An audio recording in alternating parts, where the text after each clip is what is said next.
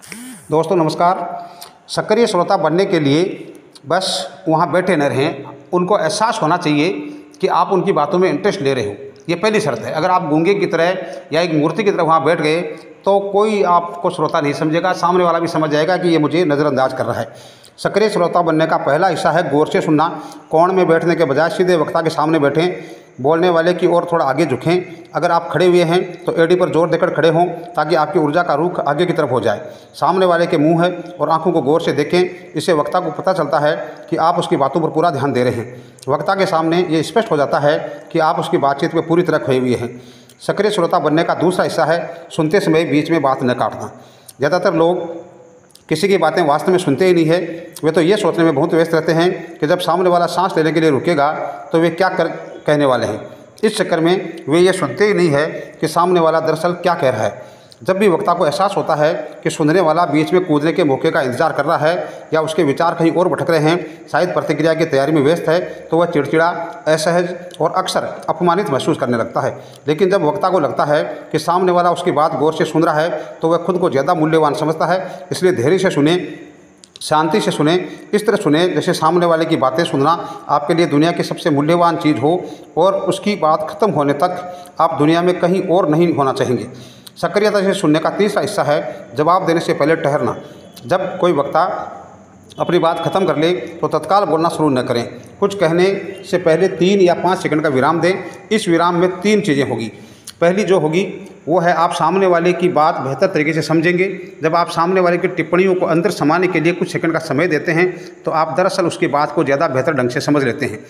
दूसरी बात, कुछ पल ठहरने से आप सामने वाले की बात काटने से बचते हैं, क्योंकि हो सकता है कि उसकी बात अभी पूरी नहीं हुई हो और वह सिर्फ अपने विचारों को सिलसिलेवार जमाने के लिए रुका हो।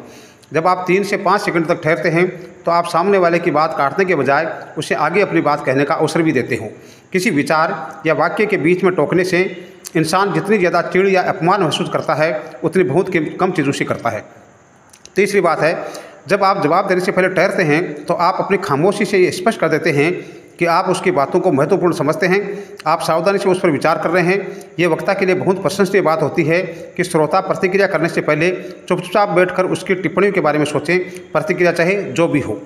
अच्छी तरह से सुनने का चौथा हिस्सा बात को स्पष्ट करने के लिए सवाल पूछना है।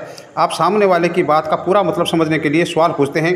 एक पुरानी कहावत है, हर असफलता की जड़ में गलत मान्यताएं होती है। अगर आप बिना जांच किए यह मान लेते हैं कि आप बात को पूरा समझ गए हैं तो हो सकता है कि आपने गलत समझा हो सकता है आप सामने वाले की बात का असली मतलब न समझ पाए हों। यह स्त्री पुरुष चर्चा पर खास तौर पर लागू होता है। सामने वाले ने जो कहा है और आपने जो समझा है, क्या वह एक ही है? इस अनुभूति जांच के लिए आप एक बहुत अच्छे सवाल का इस्तेमाल कर सकते हैं। आपका क्या मतलब है? दरअसल आपका ठीक ठीक क्या मतलब है? सेल्स अथवा मार्केटिंग अथवा परामर्श और प्रशिक्षण में मेरा अनुभव ये रहा है कि अगर आपको सामने वाले की बात के वास्तविक अर्थ के बारे में ज़रा सी भी शंका है तो शायद आप उसकी बात समझ ही नहीं पाए। अच्छे संप्रेषण और अच्छी तरह से सुनने के लिए यह अनिवार्य है कि आप स्पष्टता सुनिश्चित करने के लिए सवाल पूछें, और जब भी आप ये पूछते हैं कि आपका क्या मतलब है तो आपके सामने स्थिति ज़्यादा स्पष्ट हो जाती है।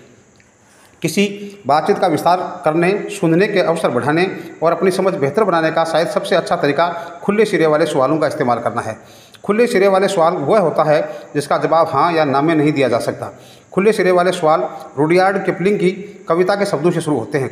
6 ईमानदार सेवक जिन्होंने मुझे वह सब सिखाया है या जिन्हें मैं जानता हूँ, उनके नाम है क्या और क्यों और कब और कैसे और कहाँ और कौन। खुले सिरे वाले सवाल पूछने का एक और लाभ यह होता है कि आपको सुनने, विश्वास बनाने और सामने वाले के विचारों और भावनाओं को समझने का ज़्यादा मौका मिलता है। याद रखें, जब आपका मुँह खुला रहता है तो आप कुछ नहीं सीखते। बोलते समय आप सिर्फ वही कह सकते हैं जो आप पहले से जानते हैं, लेकिन जब आप सुनते हैं तब आपके लिए कोई नई चीज़ सीखना संभव होता है। सक्रियता से सुनने का 5वां हिस्सा है सामने वाले के शब्दों से उसे फीडबैक देना। फीडबैक कैसे दिया जाएगा? उसकी बातों को अपने शब्दों में दोहराएं। ऐसा करके आप वक्ता को प्रशंसात्मक बधाई देते हैं। आप दिखाते हैं कि आप कितने गौर से सुन रहे हैं। दरअसल जब तक आप वक्ता के अर्थ को सही तरीके से दोहरा नहीं देते हैं तब तक आपने उसकी बात सचमुच समझी ही नहीं है। जब सामने वाला अपनी बात पूरी कर ले तो इसे आजमा कर देखें। 3 से 5 सेकंड रुकने के बाद कहें, मुझे ये पक्का कर लेने दें कि मैं आपकी बात समझ गया हूँ। मुझे लगता है कि आप ये कह रहे हैं और फिर उसकी बात को अपने शब्दों में दोहरा दें।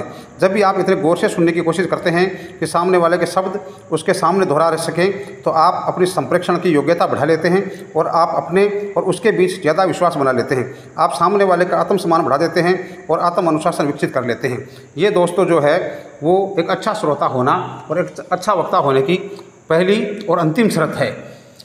और मैं आगे वाला वीडियो लाता हूँ, तब तक आप मेरे वीडियो पर बने रहें। जय हिंद, जय भारत, जय जय राजस्थान।